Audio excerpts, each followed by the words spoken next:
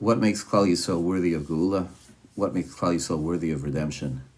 When we show the ability to stand up for each other. When we are ready to assume responsibility for each other, then we can be independent. Just like any independence requires the ability of the person to stand on their own, the same is true for a nation. It requires the nation to stand up for itself. We see this on the both extremes, on the negative and on the positive, in Parsha Shemos. Moshe Rabbeinu said, "Ocheno da hadavor." Now I know why the Jewish people are in Golus. When did he say it? He said it when he saw Dosan and Aviram, who, as we know from the general story of the Torah, were the opposite of Jewish leaders. They were part of Korach's community, fighting the ultimate Jewish leader, Moshe Rabbeinu. Dosan and Aviram fought with each other. Moshe Rabbeinu tried to intervene, to stand up for a fellow Jew, and instead they turned on their fellow Jew and handed him over to Paro, and informed on him to Paro. That's the opposite of the assumption of responsibility.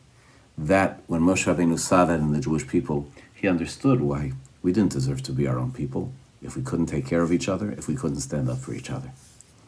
But we go to the end of the Parsha. And in the end of the Parsha, Moshe Rabbeinu begins the process of Geula, going to Paro. But then, as we know, it got worse before it got better. Paro stopped giving the Jewish people cash, giving straw to make the bricks.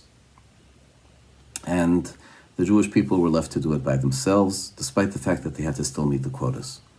And the pasuk describes how the oppressors of the Egyptian oppressors demanded that we fulfill our chok, we fulfill our quotas of before.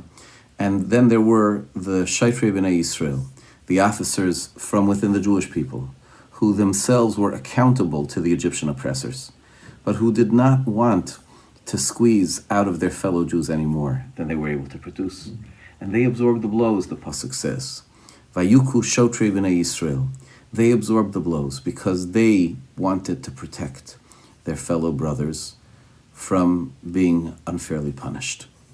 Here, instead of a Jew turning against another Jew and giving him over to the Egyptian, here a Jew is standing up for another Jew and protecting him from the Egyptian. And these Shotrei B'nai Yisrael, Rashi says, these were the ones who would later emerge to be part of the leadership structure of the Jewish people. That was a shining light in the story of Yetzias Mitzrayim.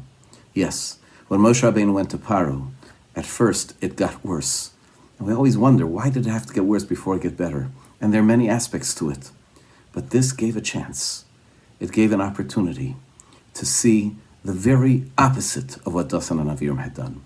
This gave an opportunity for what would be the true leadership, the Shotrei B'nai Yisrael, to stand and to say, we're here to protect each other from.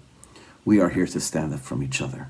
And when HaKadosh Baruch Hu sees members of Klal Yisrael, that they're ready to take responsibility for each other, he says, wow, they're ready to take responsibility.